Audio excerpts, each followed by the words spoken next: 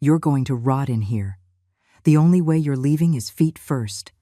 My own son's words stabbed at my ears like daggers as he violently shoved me inside the old lake house.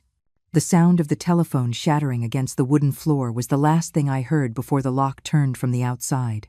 Michael had destroyed my only connection to the outside world, and now I was completely alone. No food, no water, abandoned like an animal in a cage. My heart was pounding so hard I thought it would burst out of my chest. At 66 years old, after giving my entire life for that ungrateful son, I was locked away by his own hands, condemned to die of thirst and hunger while he went off to enjoy a luxury cruise with Claire, his wife, and that horrible mother-in-law who manipulated him so much. But let me tell you how I got here. How the woman who was once the center of a happy family ended up a prisoner of her own blood. My name is Eleanor, and for 40 years, I believed I had built a solid family, full of love and sacrifice. I worked from the age of 18 as a seamstress in a small textile factory downtown. My hands, rough from so much sewing and embroidering, supported our home after my husband left us, when Michael was just 8 years old. From that moment on, he became my reason for living, the engine that drove me to get up before dawn every morning to get to work on time. I remember perfectly the day I decided I would do anything to give my son the life he deserved.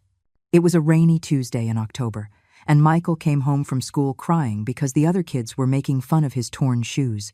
That night, while he slept, I counted every single dollar I had saved for months to buy myself a new dress money. I immediately set aside to buy him the best sneakers in the store.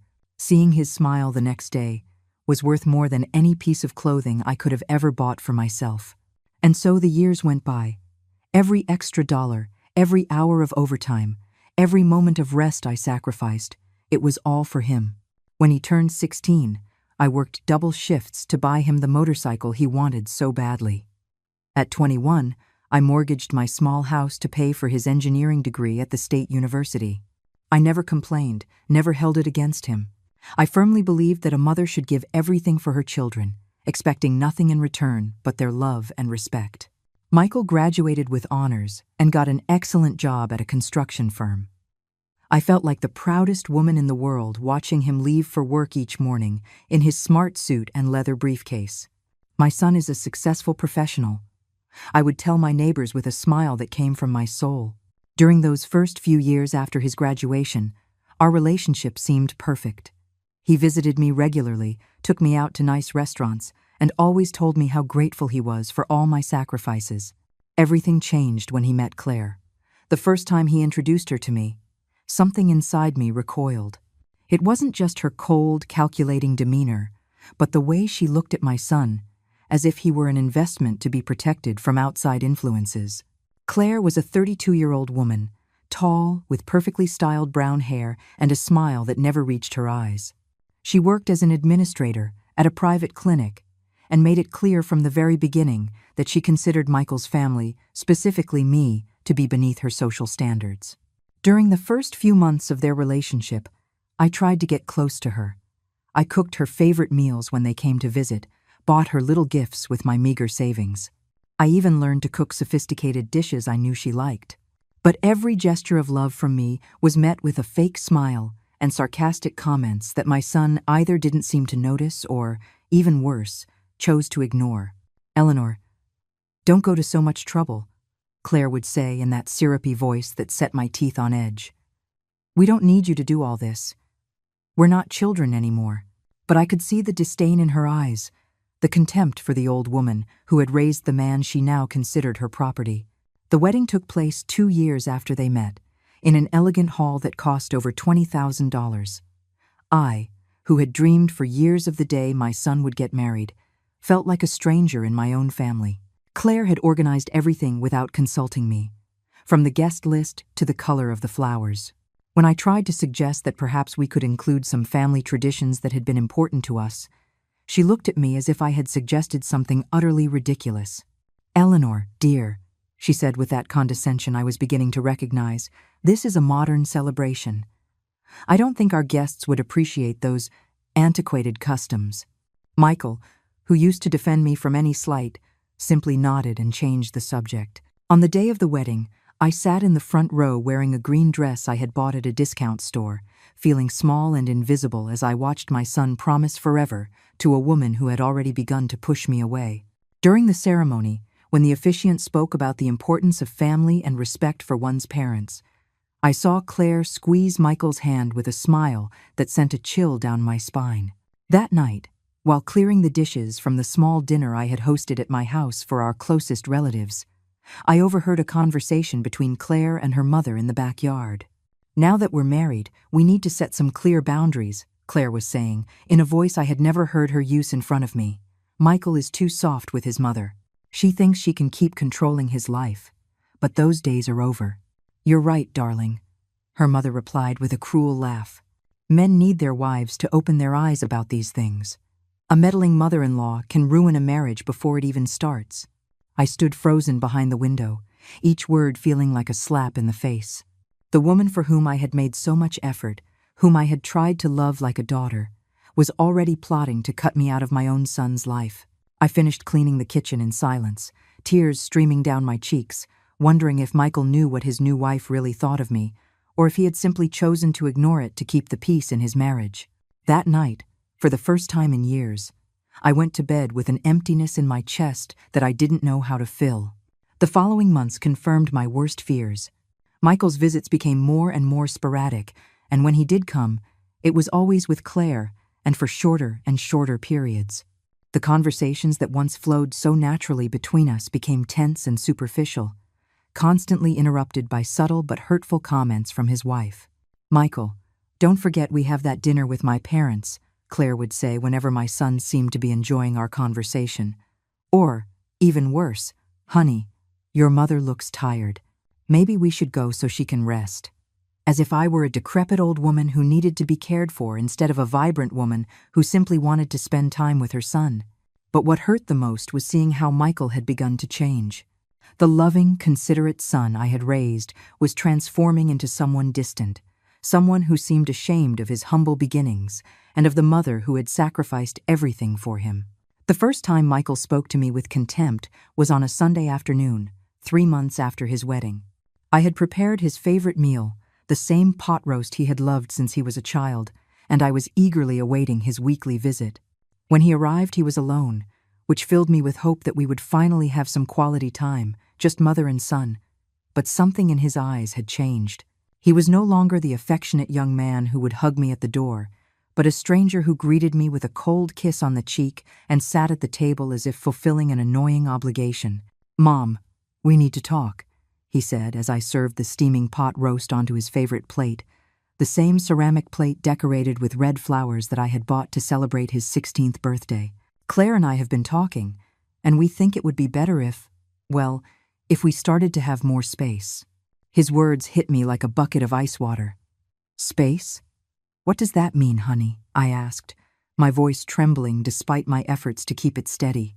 "It means your constant visits are affecting our marriage," he replied, without even looking me in the eye, focused on stirring his food as if it were the most important task in the world. "Claire feels like we don't have enough privacy as a couple because I'm always coming over here."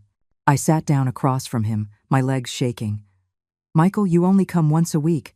How can that affect your marriage?" "I just want to see you, to spend time with you. You're all I have." "That's exactly the problem," he exploded, dropping his fork on the table with a clatter that made the salt shaker jump.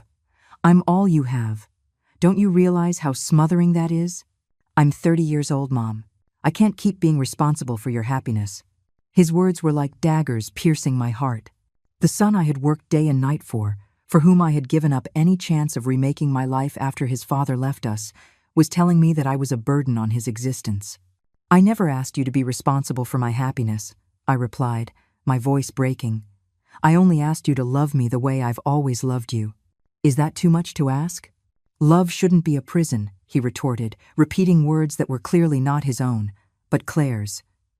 "I need you to understand that I have a new family now, new priorities. I can't keep living to please you." That afternoon, Michael left without finishing the meal I had prepared with so much love. I was left alone in my small kitchen, staring at the full plate of food growing cold, feeling something inside me break forever. For the first time in my life, I wondered if it had been worth sacrificing so much for someone who now saw me as a nuisance. The following weeks were a silent agony. Michael made good on his threat to space out his visits. What had once been a sacred Sunday appointment became sporadic appearances every 2 or 3 weeks, always with Claire and always in a hurry to leave. During those visits, she made sure to control every conversation, interrupting any moment of intimacy between my son and me, with comments about their plans, their trips, their new upper-class friends. "Michael and I are thinking of buying a bigger house," Claire announced during one of those visits, while sipping the coffee I had specially prepared with imported beans that had cost me $30. "Something in the suburbs, in one of those gated communities where there's more security and a better class of people." The way she said "better class of people" while looking directly at me made it clear that I did not fit into that category. Michael, who would have once defended his mother from any implied insult, simply nodded and continued eating the chocolate cake I had baked for him. "And what will happen to this house?" I asked, referring to my home, the place where I had raised my son, where all our memories were. "Well, it's yours, Mom," Michael replied indifferently. "You can do what you want with it. We won't need it anymore." Those words were like a slap. The house he had considered his home for 30 years was now just a place he wanted to get rid of, an uncomfortable reminder of his humble past that didn't fit with his new upper-middle-class life. But the worst was yet to come. Just when I thought my relationship with my son had hit rock bottom. Claire had gotten a promotion at the clinic where she worked, and to celebrate, they hosted a dinner at their new house, that modern mansion in the exclusive gated community they boasted so much about. I was not invited. I found out by chance when I called Michael to ask if he could take me to the doctor. I had an irregularity in my routine tests and was scared. "I can't, Mom," he said in a cold voice I didn't recognize. "Claire has an important dinner with people from work. It's very important for her career." "But can't you take me before the dinner?" I insisted, feeling desperation creep in. "It would only be an hour at the clinic. I'm afraid to go alone." "Mom, I need to help Claire get everything ready. Can't you ask one of your friends to take you?" "What friends?" For so many years, I had been so focused on him, on his education, on his well-being, that I had neglected my own social life. Most women my age were busy with their grandchildren, their husbands, with lives they had built more balanced than mine. I hung up the phone and sat in my living room for hours, looking at the photographs of Michael that covered the walls. There he was at 5, in his first school uniform that I had washed and ironed so carefully every day. There he was at 12, proudly holding the medal he had won in the math competition, the same competition for which I had paid for extra tutoring by working weekends. There he was at 18, graduating from high school with honors, the day I thought all my sacrifices had been worth it. The next day, I went to the doctor alone. The results were benign, thank God, but the experience of sitting in that waiting room all by myself, surrounded by other women accompanied by their children or husbands, made me feel the deepest loneliness of my life.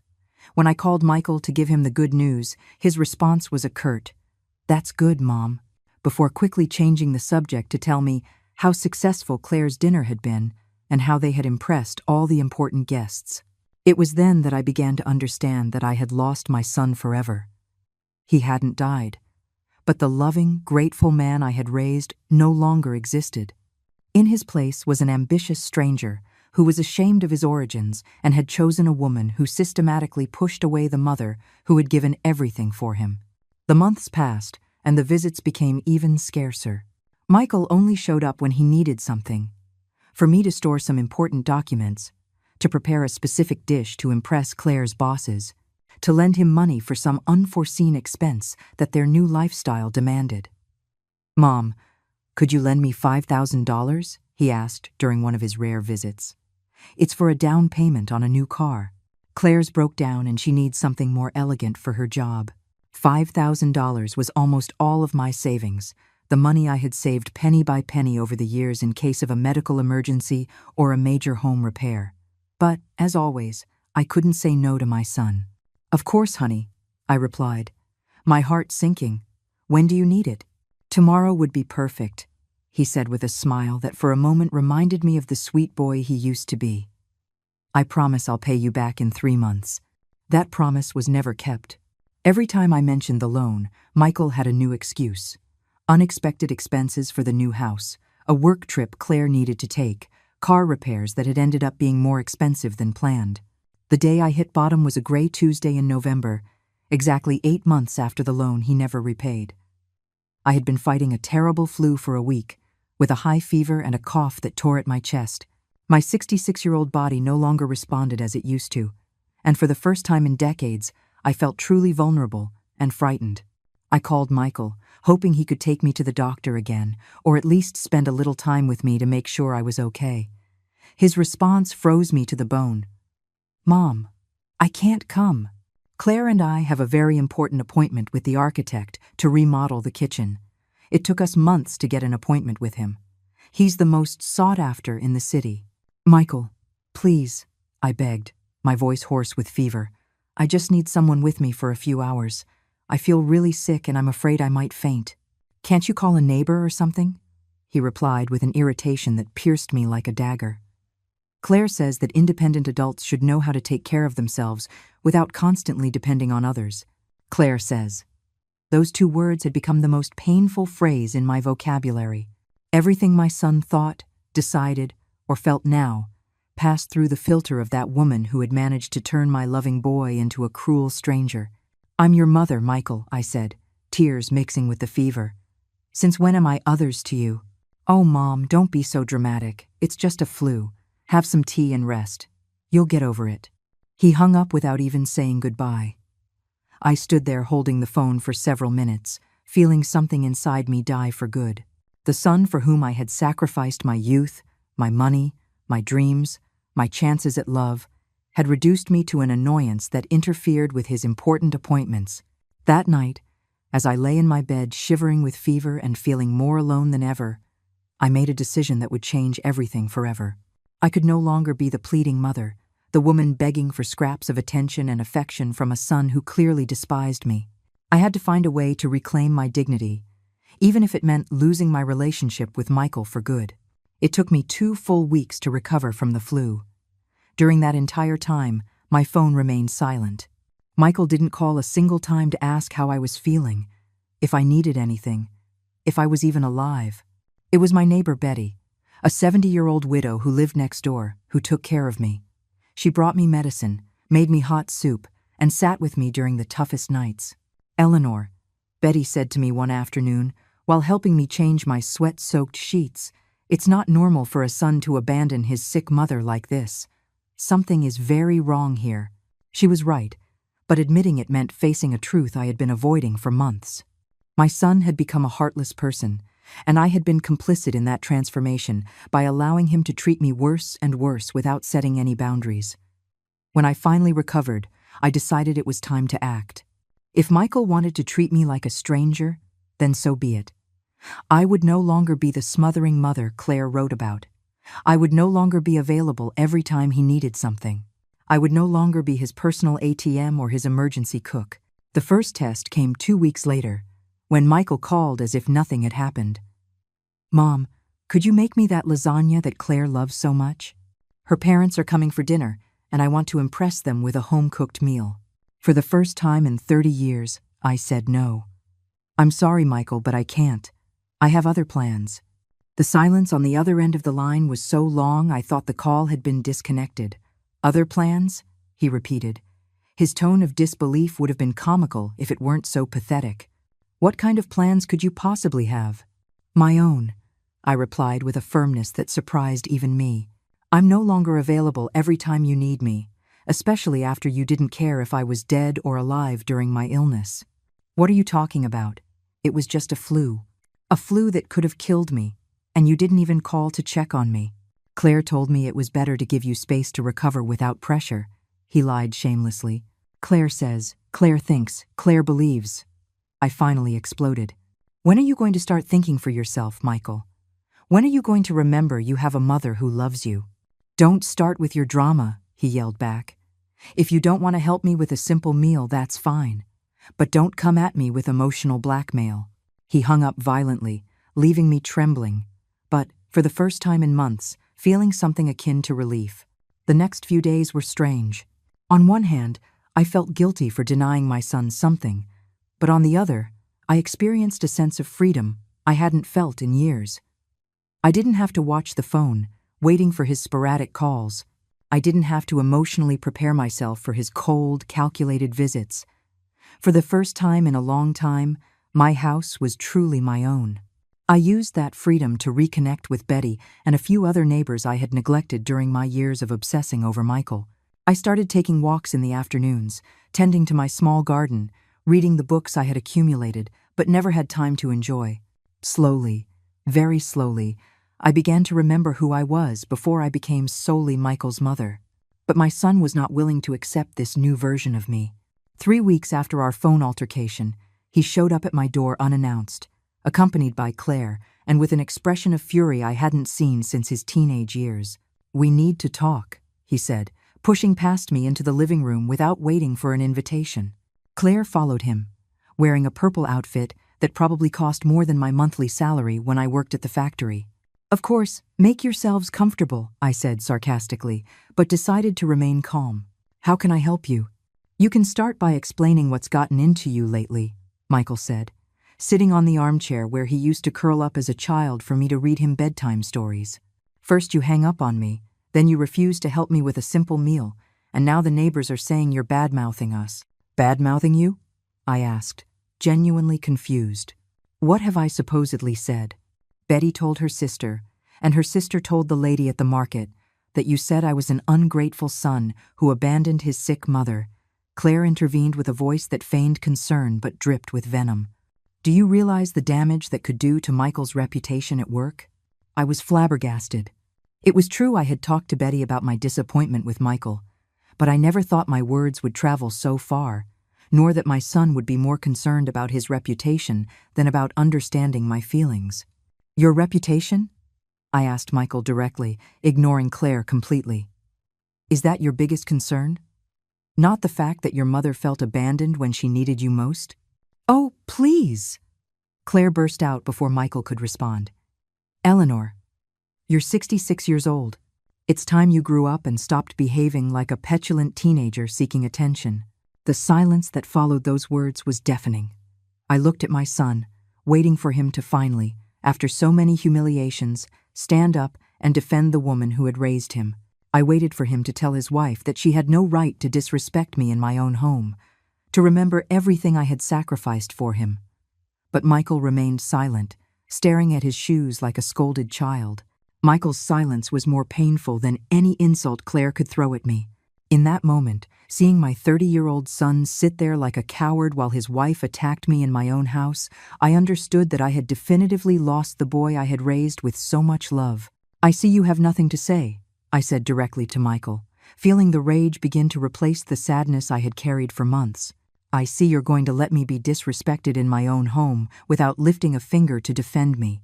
He finally looked up, but his eyes held no guilt or regret, only annoyance. "Mom, Claire isn't disrespecting you. She's just telling you the truth you need to hear. You can't keep living as if you're the victim of everything." "The victim?" I stood up, feeling all the frustration accumulated over the years begin to boil in my veins. "Am I the victim for expecting a minimum of respect from my own son? For wanting you to care if I was dead or alive when I had a 104-degree fever?" "It was just a flu," he shouted, also getting to his feet. "You couldn't expect me to cancel my entire life for a simple flu." "It wasn't a simple flu. It was your sick and scared mother asking her only son to take her to the doctor," I yelled back, feeling tears of rage roll down my cheeks. "It was the woman who worked double shifts to pay for your college, who mortgaged her house to give you a career, who gave up any chance of being happy so you could have everything you wanted. Nobody asked you to do that." His response hit me like a punch to the gut. "Nobody asked you to sacrifice your life for me. Those were your decisions." For a moment, the world stopped around me. My own son, the man for whom I had given everything, was telling me that my sacrifices had not only been unnecessary, but unwanted, that everything I had done out of love had been a gigantic mistake that he now held against me. "You're right," I said, my voice eerily calm despite the storm raging inside me. "Nobody asked me to sacrifice my life for you. Those were my decisions. Stupid decisions made by a woman who believed a mother's love meant giving everything and expecting nothing in return. Claire smiled with satisfaction, clearly enjoying the spectacle of me being destroyed by my own son's words. "I'm glad you finally understand," Michael continued, cruelly encouraged by what he interpreted as my surrender. "Now, maybe you can start living your own life instead of trying to control mine." "Oh, I'm going to live my own life," I assured him, a strange calm washing over me. "In fact, I'm going to start right now." I walked to the small table where I kept my important documents and pulled out the paper I had been avoiding for months, the will I had drafted years ago, in which Michael was the sole beneficiary of everything I owned. "You know what, son?" I said, holding the document in front of him. "You're right. My sacrifices were my decisions I now deeply regret making. But this house, these savings, this inheritance you were going to receive, these are also my decisions." Michael's eyes fixed on the paper with an expression I couldn't quite read. "What are you doing?" "I'm making a new decision," I replied, walking over to the paper shredder I had recently bought to get rid of old documents. "I'm deciding that I no longer want a son who despises me to inherit anything from the stupid woman who sacrificed everything for him."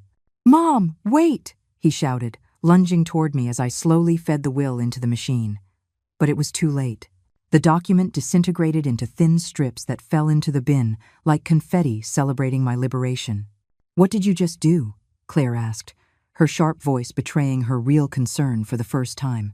Until that moment, she had been just the cruel wife enjoying the family drama, but now she realized she had just lost a considerable inheritance. "I just did what my son asked me to do," I replied with a smile that came from my soul. "I just stopped making decisions based on a love that is clearly not reciprocated." Michael was pale, staring at the remains of the will as if he couldn't believe what he had just witnessed.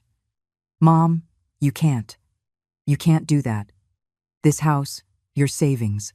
I'm your only son." "Exactly," I said, feeling a strength I didn't know I possessed. "You are my only son, and you just told me that all my sacrifices for you were mistakes that nobody asked for. So now, I'm going to correct those mistakes." "You're crazy," Claire yelled, completely losing her composure. "You can't disinherit your own son just because you had an argument." "An argument?" I looked at her with a calm that astonished me. "Claire, dear, this isn't an argument. This is the result of months of humiliation, contempt, and abandonment. This is what happens when you treat someone like dirt for so long that they finally decide they deserve better." "Mom, please," Michael pleaded, approaching me with his hands outstretched as if trying to calm a wild animal. "You're acting on impulse. You're angry and you're not thinking clearly." "On the contrary," I replied, backing away from him. "For the first time in years, I am thinking with perfect clarity. I'm realizing that raising an ungrateful son was my biggest mistake, but it doesn't have to be my permanent one." "You can't talk to your mother like that," Claire yelled at Michael, but no longer from a place of moral superiority, but from the panic of seeing a fortune disappear before her eyes. "Say something, fix this." The irony was delicious. The same woman who had spent years poisoning my son against me, who had encouraged every one of his cruelties, was now demanding that he treat me well because their financial future was at stake. "How interesting," I said, watching the growing desperation on both of their faces. "For months, Claire, you've been telling my son that I was a toxic, controlling mother who needed to learn to be alone. And now that I'm finally taking your advice, you realize it might not have been such a good idea after all." "Eleanor, I never, ever said those things." She lied shamelessly, but her trembling voice betrayed her. "Of course you did. And my son, instead of defending himself or his mother, chose to believe every one of your venomous words. He chose to treat me like a nuisance instead of the woman who gave him life and paid for the education he now uses to earn the money you both love to spend." Michael sank back into the armchair, his head in his hands. For a moment, just one moment, I saw a flash of the vulnerable boy he used to be, and my heart almost broke. Almost. "Mom," he said in a small voice, "I know I've been difficult lately. I know maybe I haven't been the son you expected. But you can't punish me like this. We're family." "Family?" I repeated the word as if hearing it for the first time. "Do you know what that word means, Michael? It means being there when the other person needs you. It means mutual respect. It means not allowing anyone, not even your wife, to humiliate the person who gave you life. I can change, he mumbled.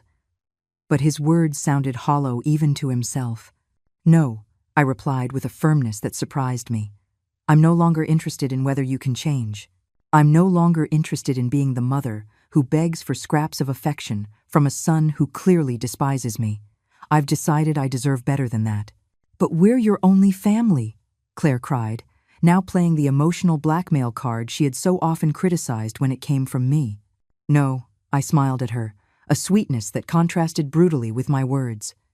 You were my family. Now you are two strangers who came into my house to disrespect me and lay claim to an inheritance you will no longer receive. You can't do this, Claire shrieked, completely losing the mask of sophistication she had always worn with me. That house is worth over $300,000. Your savings are our future. I listened to her talk about our future as if my money, the money I had earned sewing for 40 years, was something that belonged to them by divine right. The woman who for years had treated me like an ignorant peasant was now claiming my inheritance with the desperation of someone who had just seen her life plan vanish. Interesting, I said, crossing my arms. So now, my savings are your future.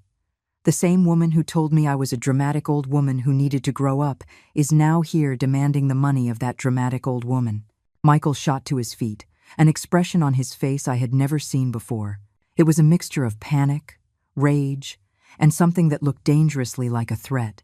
Mom, you're going to reverse this right now, he said in a low, controlled voice that reminded me of his father in his worst moments.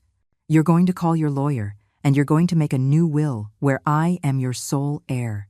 Or what? I asked, feeling a strange calm in the face of his threatening posture.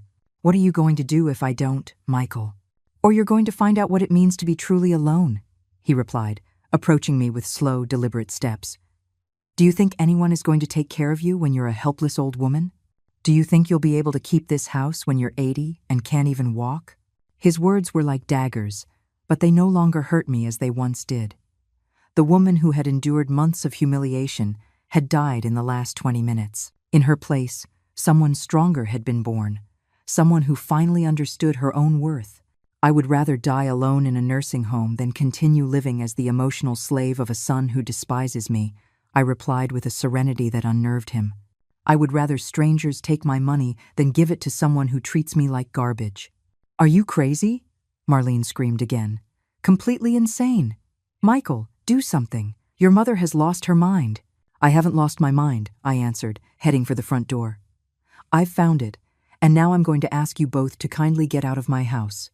We're not leaving until you fix this madness, Michael declared, planting himself in the middle of the living room as if he owned the place. Then I'll have to call the police to explain the concept of trespassing to you, I replied, walking toward the phone. Don't you dare, he shouted, snatching the receiver from my hand with a violence that frightened me. For the first time in this confrontation, I felt a flash of real fear. The man standing in front of me was no longer my son. He was a desperate stranger, capable of anything to protect what he considered his. Give me back that phone, I said, trying to keep my voice steady. Not until you come to your senses, he replied, holding the device out of my reach. You're going to sit down, you're going to calm down, and we're going to talk about this like civilized adults. Like civilized adults, I laughed, a hysteria bordering on madness. You're going to lecture me about being civilized? The man who just snatched the phone from his 66-year-old mother? It's for your own good, he shouted, and in that moment, I saw Claire's influence completely. Those were words she had used with me many times, always justifying her cruelties as acts of tough love. My own good, I repeated, feeling the last fiber of motherly love snap definitively in my chest. For 30 years, everything you've done against me has been for my own good. Marrying a woman who hates me was for my own good.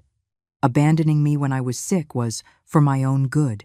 Humiliating me in my own house is for my own good. Claire approached us, that fake smile I knew so well plastered on her face. Eleanor, dear, I know you're hurt, but you have to understand that Michael only wants what's best for you. We all want what's best for you. I looked at her with an incredulity that was almost comical. You want what's best for me? The woman who spent 2 years poisoning my son against me? The woman who told me I was a dramatic old woman who needed to grow up? That was just frustration of the moment. She lied pathetically. You know we care for you very much. You care for me. I repeated her words as if they were a particularly funny joke. You care for me so much that my son didn't speak to me for 2 weeks when I was sick. You care for me so much that you come to my house to demand I reverse a decision I made about my own money. Michael moved closer, still holding the phone out of my reach. Mom, listen to me carefully. You are going to make a new will. You are going to leave me this house and your savings, and we are going to forget about this ridiculous conversation. Or what? I asked him again, but this time with a smile that visibly disturbed him. Or you're going to find out what it is to be completely alone, he threatened. Without a son, without money, without anyone who cares about you. Michael, I said, stepping toward him until our faces were inches apart, I am already completely alone. I've already discovered what it's like to have a son who doesn't care about me. The difference is that now, finally, I've decided to do something about it. Something in my tone must have alarmed him, because for the first time since this confrontation began, I saw uncertainty in his eyes. What do you mean by that? I mean that you two are going to get out of my house right now, and you are never coming back. I mean that I'm changing the locks tomorrow. I mean that I'm going to make a new will where all my money goes to charities that help single mothers, so that no other woman makes the mistake of sacrificing everything for an ungrateful son. You can't do that, they both shouted in unison, a chorus of greed and desperation. I can and I will, I assured them. And if you ever think of bothering me again, I will call the police and I will tell them exactly what kind of people you are. I'll tell them how you treated an elderly woman, how you threatened her in her own home, how you snatched the phone from her when she tried to call for help. Michael stared at me for a long moment, and for an instant, I thought that maybe, finally, he was going to react like the son I had raised. I thought he would give me back the phone, apologize, remember who I was to him. Instead, he threw the phone against the wall with such force that it shattered, filling my living room with broken plastic and mangled wires. There's your phone, he said with a cruel smile that chilled my blood. Let's see you call the police now. The silence that followed was absolute. The three of us stared at the remains of the phone scattered on the floor as if it were a perfect metaphor for what was left of our family relationship. Michael, I said, my voice strangely calm even to my own ears. You just crossed a line from which there is no return. Oh yeah, he challenged, puffing out his chest like a street thug. And what are you going to do about it, Mom? You have no phone. You have no one to help you. You are completely at our mercy. Claire smiled with satisfaction, clearly enjoying the spectacle of me finally being subdued and humiliated, just as she had planned for so long. What neither of them knew was that they had just made the biggest mistake of their lives. I stared at the fragments of the phone for several seconds, feeling something fundamental shift inside me. It wasn't fear I felt anymore, nor sadness, not even anger. It was something much more dangerous. An absolute calm, the serenity of someone who has finally seen the true nature of the people in front of them. You know what, Michael? I said, bending down to pick up one of the largest pieces of the shattered phone. You're right. I have no phone. I have no one to help me. I am completely at your mercy. His smile widened, interpreting my words as a surrender. I'm glad you finally understand the situation. Oh, I understand it perfectly, I continued, holding the fragment of broken plastic as if it were a precious relic. I understand that my own son just destroyed my only means of communication with the outside world. I understand that he is threatening me in my own home. I understand that his wife is here enjoying every second of my humiliation. Claire approached, wearing the triumphant expression she had been waiting so long to show me. Now maybe you can be reasonable, Eleanor. Making that new will is the only smart thing you can do in this situation. You're right, I replied, dropping the piece of phone. That's exactly what I'm going to do. The two of them exchanged a look of satisfaction, believing they had finally broken me. They had no idea that what had just broken was not my will, but the last chains of love that tied me to them. Perfect, Michael said, relaxing his shoulders. I knew you'd come to your senses. We'll go to the lawyers tomorrow and sort all this out. Tomorrow, I I repeated, nodding slowly. Of course, tomorrow. And in the meantime, Claire added with that venomous smile, perhaps you should reflect on how you've been behaving lately. A little humility would do you good. Humility, I murmured. Yes, I definitely need more humility. Michael headed for the door, clearly pleased with the outcome of his intimidation. We're leaving now, but we'll be back for you early tomorrow, and you'd better be ready to cooperate. Of course, I assured them, following them to the exit. I'll be completely ready. Claire paused in the doorway and looked at me with that perfected condescension. Eleanor, I know this has been difficult for you, but one day you'll thank us for opening your eyes. Sometimes, tough love is the only thing that works. Tough love, I repeated her words. Yes, I definitely need to learn more about tough love. They left without saying goodbye, leaving me alone in my house with the remains of my phone and something much more important, absolute clarity about who the people who had just walked out my door really were. I waited until I heard the sound of their car driving away before I moved. Then, with a calm that surprised me, I went to my bedroom and pulled out the cell phone I had secretly bought 3 months ago from under the mattress. After realizing I needed a way to communicate that Michael didn't know about, I dialed the number of Betty, my neighbor. Betty? It's Eleanor. Could you come over to my house? I need your help with something urgent. 20 minutes later, Betty was sitting in my living room, staring at the remains of the phone with an expression of absolute horror. Eleanor, this is very serious. Your own son threatened you and destroyed your phone. We have to call the police. No, I said, pouring her a cup of tea with perfectly steady hands. Not yet. What do you mean, not yet? This is domestic abuse. It's intimidation. You can't let them treat you like this. I'm not going to let them, I assured her. But I'm going to handle this my way. Betty studied me with her wise eyes, trying to understand what I was thinking. What do you have in mind? They think they've broken me, I explained, a strange smile forming on my lips. They think that tomorrow I'm going to go like an obedient lamb to make a new will leaving them all my money. And you're not going to do it. Oh yes, I am, I said, my smile widening. But it's not going to be the will they're expecting. I explained my plan to Betty, who at first tried to dissuade me, insisting it was too risky. But when I told her all the details of how they had treated me over the last few months, when she saw the remains of the phone and truly understood what had happened that afternoon, her expression changed completely. Are you sure you want to do this? She finally asked. I've never been more sure of anything in my life, I replied. For 30 years, I've let them treat me badly for fear of losing my son's love. But today, I realized that love was lost a long time ago. What's left isn't love. It's habit, convenience, and greed. Betty nodded slowly. What do you need me to do? I need you to be my witness, I said. I need you to see exactly how they behave with me, so that when this is all over, you can testify to what really happened. I couldn't sleep that night, but it wasn't from fear or anxiety. It was from the strange sense of freedom I was experiencing. For the first time in decades, I was going to take complete control of my life.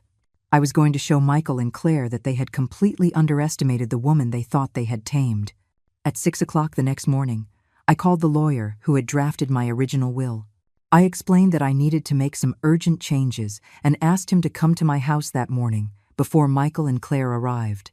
Are you sure about these changes, Mrs. Miller? The lawyer asked after reviewing the new instructions I had given him. They are quite drastic. Completely sure, I confirmed, signing each page with a determination I hadn't felt in years. And I want it to be absolutely clear that I am making these decisions of sound mind, without coercion of any kind. Understood. The documents will be filed immediately. At 10 o'clock in the morning, just as they had promised, I heard Michael's car pull up in front of my house. Betty was hidden in the kitchen, from where she could hear everything that happened in the living room. My cell phone was recording, hidden among the sofa cushions. I opened the door before they knocked, with a perfectly acted expression of resignation. Good morning, I said in a submissive voice. I was waiting for you. Michael entered with the conqueror's arrogance he had shown the night before. Perfect. I see a night of reflection helped you understand things. Yes, I murmured, keeping my gaze low. I understood perfectly. Claire studied me with suspicion, as if sensing something wasn't quite right, But the defeated woman act I was performing seemed to convince her. "Did you call the lawyer?" Michael asked. "He already came," I informed them. "The new will is already done." The two exchanged a look of absolute triumph. They had won, or so they thought. "Excellent," Claire said, sitting on my sofa as if she owned the house. "And what does it say exactly?" I showed them a copy of the document, watching their eyes light up as they read the first few lines. What they didn't know was that what they held in their hands was a fake copy, prepared specifically for this moment. "Perfect," Michael murmured, reading about his complete inheritance. "I knew you'd come to your senses." "Yes," I said, feeling the adrenaline start to course through my veins. "I came completely to my senses. Now that this is settled," Claire said, tucking the fake copy of the will into her purse like a trophy, "we need to talk about some other practical matters." "What kind of matters?" I asked, perfectly maintaining my act of a submissive, defeated woman. "Well," Michael intervened, settling into the armchair as if he were the new owner of the house, "now that we know this property will eventually be ours, Claire and I have been thinking that maybe it would be better if you moved to a place more appropriate for your age." "Appropriate for my age?" I repeated, feeling the rage begin to boil in my veins but keeping my voice calm. "Yes, Mom. A place where you can get the care you need. An assisted living facility, perhaps. Something with medical staff available 24 hours a day." Claire nodded enthusiastically. "We've been looking into some very nice options. Places where you can socialize with people your own age, where you won't have to worry about maintaining this big house." "I see," I murmured, clenching my fists behind my back. "And when would I have to make this transition?" "Well," Michael said, exchanging another knowing glance with his wife, "we were actually thinking the sooner, the better. This house needs some major renovations if we're going to sell it for what it's really worth." "Sell it?" I looked at them with feigned confusion. "But I thought you wanted it for yourselves." "Oh no," Claire replied with a laugh that made my teeth grind. "This house is too old, too small for our needs. But the land is excellent, great location. With the right renovations, or better yet, tearing it down and building something modern, we could get almost $700,000. There it was. The complete, ruthless truth. Not only did they want to kick me out of my own home, but they planned to erase every trace of the life I had built here, every memory of the years I had spent raising my son within these walls. $700,000, I repeated slowly. "That's a lot of money." "Exactly," Michael confirmed. "And with your savings, which according to the will amount to $150,000, we'd be looking at over $500,000. That's enough for Claire and me to buy our dream house in the best neighborhood in the city." "Your dream house," I murmured, each word like a slap. "And me? Where do I fit into these dreams?" "You'll be perfectly cared for at the facility," Claire assured me with that perfected condescension. "You'll have everything you need. Food, a roof over your head, medical care. What more can a woman your age ask for? What more can she ask for? Maybe respect, maybe gratitude. Maybe for the son I sacrificed my entire life, for not to treat me like an old piece of furniture to be disposed of." "And when would all of this be ready?" I asked, still keeping up my act. "Actually," Michael said, looking at his wife as if for permission to continue, "we've already made some calls. There's a very nice facility on the outskirts of the city that has an immediate opening. We could take you tomorrow to see it." Tomorrow. The speed with which they had organized my banishment left me breathless. "Isn't that a bit rushed?" "Mom," Michael said with the forced patience one uses with difficult children, "the longer we wait, the harder it will be for you to adjust. It's better to make the change quickly, like ripping off a Band-Aid." Like ripping off a Band-Aid. That was the metaphor my son had chosen to describe the moment he would uproot me from my home, my memories, everything that had been my world for 4 decades.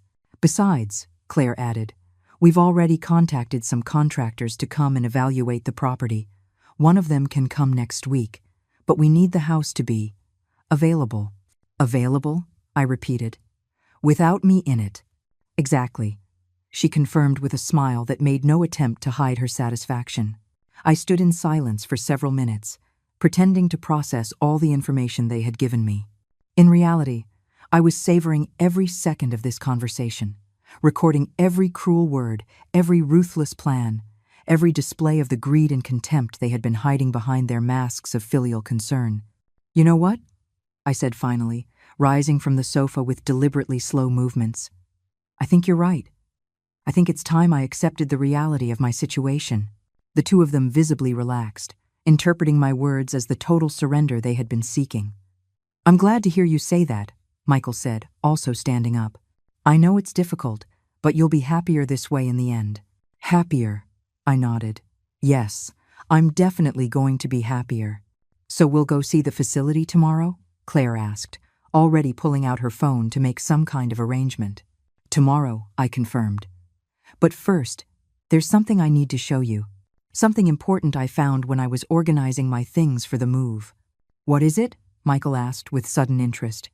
"It's in the basement," I explained, heading for the door that led to the stairs. "It's something that belonged to your grandfather, something I thought you'd like to have as a family keepsake." Curiosity got the better of any caution they might have had. They both followed me down to the basement, descending the wooden stairs that creaked under our feet. The basement of my house was a place Michael had avoided for years. As a child, he had an irrational fear of dark, enclosed spaces, and as an adult, he had simply decided he had no reason to go down there. What he didn't know was that I had turned that space into my private sanctuary, the place where I kept all my most precious memories and a few other items I had been collecting over the years. "It's a little dark," I said, turning on the stairway light but leaving the rest of the basement in shadow. "Watch your step." We reached the bottom of the stairs and I switched on the main light. The basement lit up, revealing what I had been preparing for months without their knowledge. "What is all this?" Claire asked, looking around with a mixture of confusion and alarm. The walls were covered with photographs, documents, and newspaper clippings, but they weren't normal family memories. They were evidence. Photographs of the bruises left after the times Michael had pushed me during our arguments. Copies of bank statements showing all the loans he had never repaid. Recordings of conversations where he and Claire spoke contemptuously of me, thinking I couldn't hear them. "This is my archive," I explained, with a calm that contrasted brutally with the growing panic on their faces. "Everything you've done, everything you've said, everything you've planned, it's all here." Michael walked over to one of the walls, reading some of the documents with a pallor that gave me immense satisfaction. "Mom, what is this? Why? Why did I document everything?" I finished his question. "Because I knew that eventually I would need proof of who you two really are."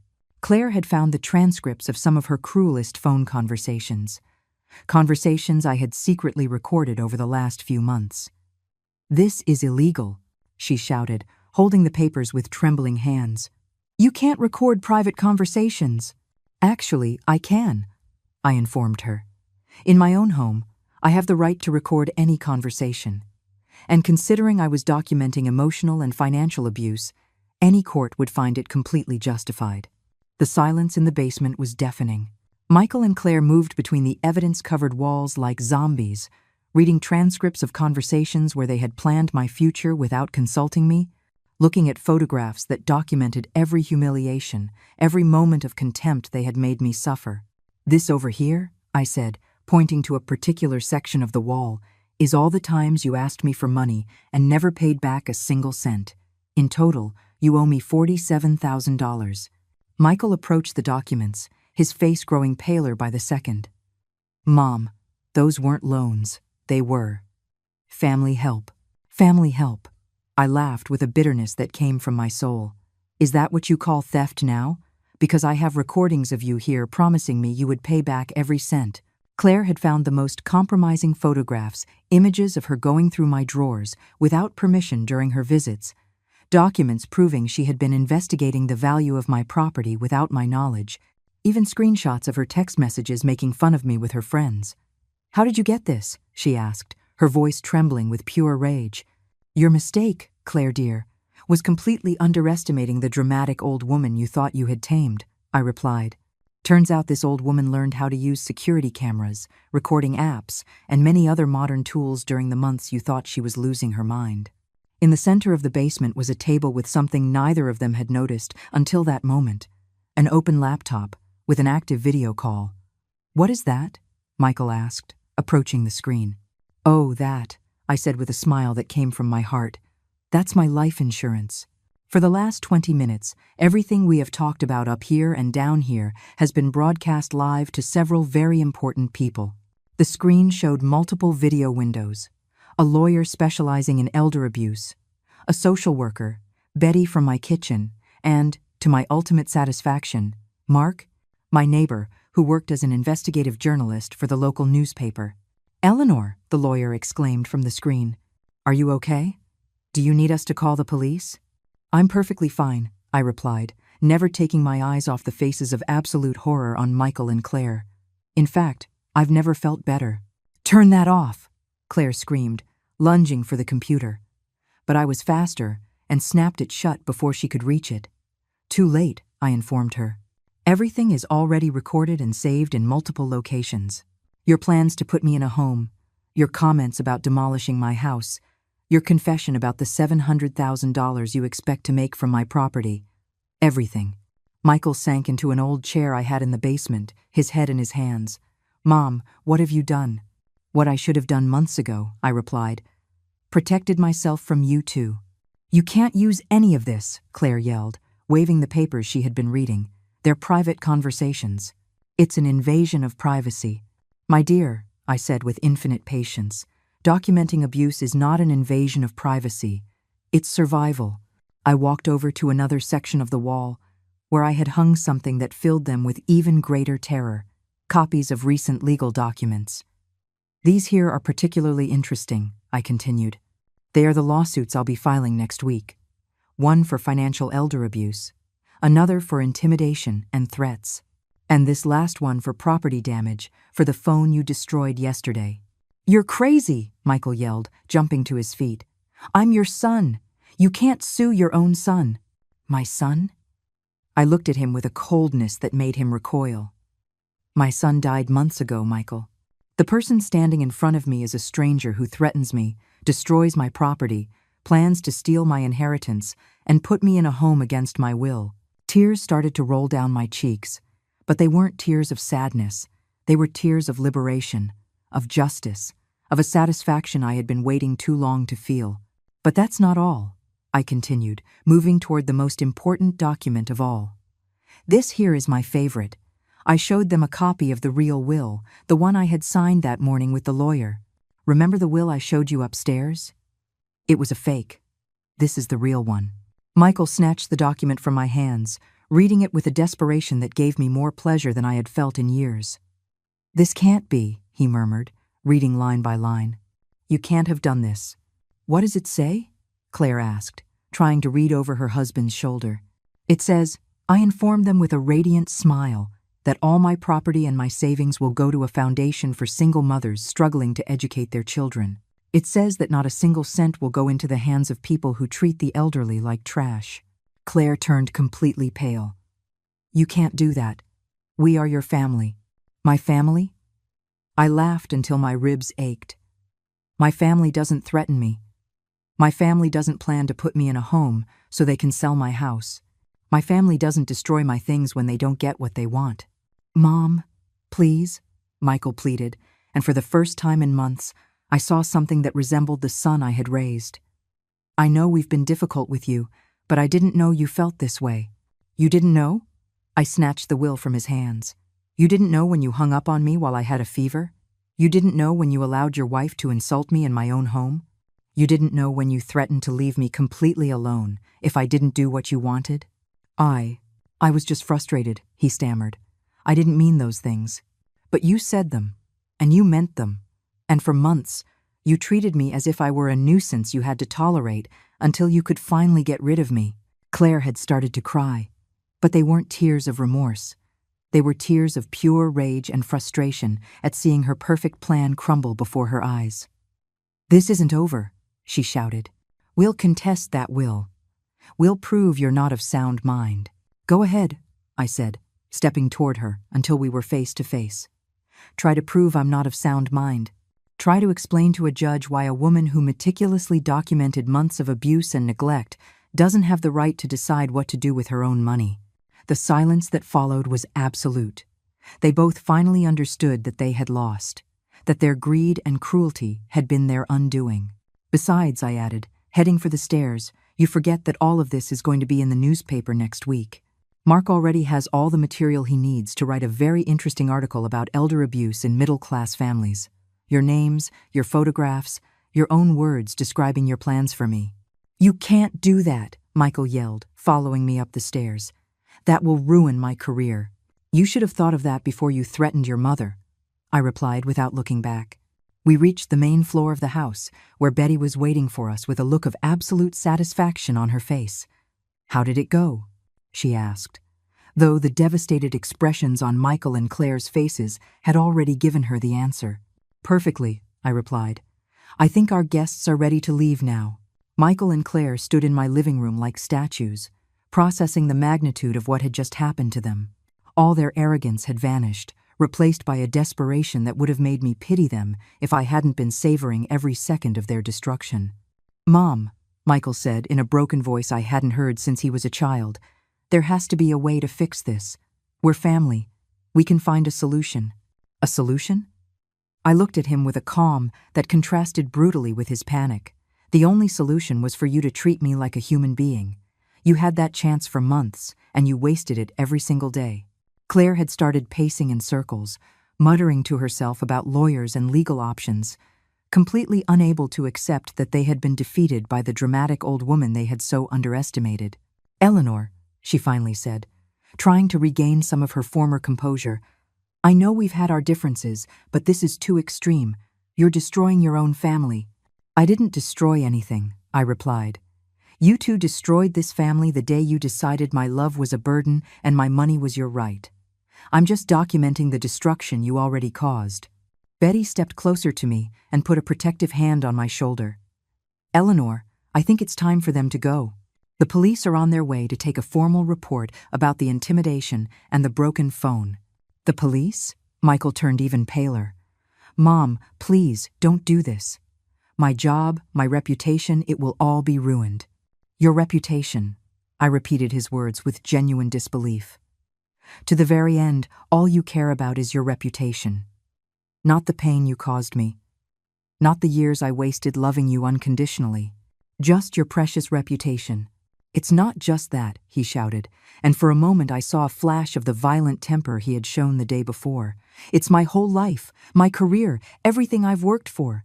Everything you've worked for, I murmured, glancing out the window where I could see the flashing lights of a police car approaching down the street. You mean the career I paid for with my savings? The job you got thanks to the education I financed by working double shifts? The sound of the sirens grew louder, and both Michael and Claire instinctively moved toward the door, like frightened animals seeking an escape. Don't leave just yet, I said with a smile that must have been terrifying. I want you to stay and meet the officers. I want you to explain personally why you thought threatening a 66-year-old woman was a good idea. The police knocked on the door at exactly 3 o'clock in the afternoon. 2 young officers listened to my story with a seriousness that filled me with satisfaction. Betty corroborated everything she had witnessed, and the audio recordings I had made were accepted as preliminary evidence. Ma'am, one of the officers said after taking all the information, do you want to press formal charges against your son and daughter-in-law? I looked at Michael, who was sitting on my sofa with his head in his hands, completely defeated. For a second, just a second, I felt a flicker of the motherly love that had defined my life for so many years. Then I remembered his words from the day before. Nobody asked you to sacrifice your life for me. I remembered the cruel smile with which he had destroyed my phone. I remembered the plans they had made to put me in a home without consulting me. Yes, I replied to the officer in a firm voice. I want to press formal charges. The legal process that followed was exactly as devastating as I had expected. The local newspapers covered the story in great detail, especially after Mark published his investigative article titled The Cost of Contempt, When Children Become Predators. The company where Michael worked fired him after the scandal reached his supervisors. Claire lost her position at the clinic when the board decided that a person involved in elder abuse was not appropriate for a medical environment. But what gave me the most satisfaction wasn't their professional ruin, but something much simpler and more personal. One afternoon, 3 months after all the legal drama, Michael showed up at my door. He was alone, without Claire, with a defeated expression that would have broken my heart under other circumstances. "Mom," he said when I opened the door, "can we talk?" I looked at him for a long moment, studying his gaunt face, his deep dark circles, the way he had aged years in just a few weeks. "No," I replied simply. "We can't." "Please," he begged, and tears started to roll down his cheeks. "I've lost everything. My job, my reputation, my marriage. Claire left me last week. I have nothing. Now you know how it feels," I said with absolute calm. "Now you know what it's like to lose everything because of someone who supposedly loves you. Mom, I'm sorry.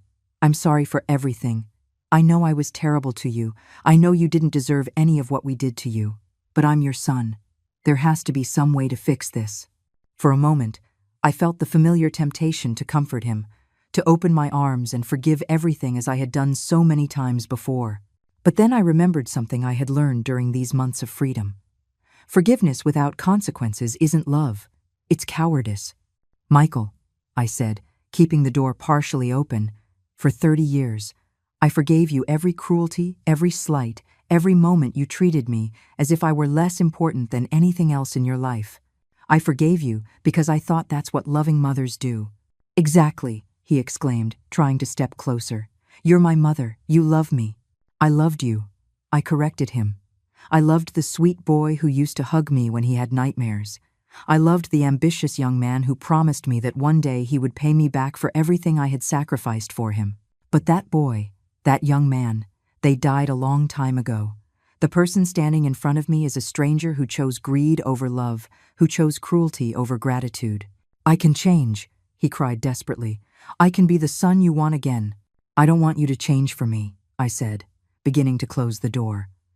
"If you ever change, let it be for yourself, because you realize that the person you became is despicable. But it's no longer my responsibility to fix you." "Mom, please." He put his foot in the door, preventing me from closing it completely. "You can't abandon me like this. I'm your only son." "No," I replied with a firmness that surprised even me. "You abandoned me. I'm just officially acknowledging something that happened months ago." I gently but firmly pushed his foot away and closed the door. I could hear his sobs on the other side, his pleas, his promises of change that came far too late. I stood on the other side of the door for several minutes, listening as the man who had once been my reason for living completely fell apart on my porch. Part of me wanted to open it, to comfort him, to go back to being the mother who forgave everything. But a stronger part, the part of me that had been reborn in that basement full of evidence, the part that had learned to value herself, stood firm. Finally, I heard his footsteps walking away, the sound of a car starting, and then silence. I went to the kitchen, where Betty was waiting for me with a hot cup of tea and a proud smile. "How do you feel?" she asked. "Free," I replied, taking the cup with hands that no longer trembled. For the first time in 30 years, I feel completely free. That night, as I prepared for sleep in my house, that no one was ever going to take from me again, I reflected on everything that had happened. I had lost my only son, but I had gained something infinitely more valuable: my dignity. At 66 years old, I had learned that self-love is not selfishness, but survival. I had learned that setting boundaries is not cruelty, but necessity. I had learned that sometimes, the only way to save what's left of your soul is to cut the ties that are destroying you. I gave everything for a son who saw me as a walking ATM. But now, finally, I was going to give everything for the only person who truly deserved it: myself. And for the first time in decades, that prospect didn't scare me. It thrilled me.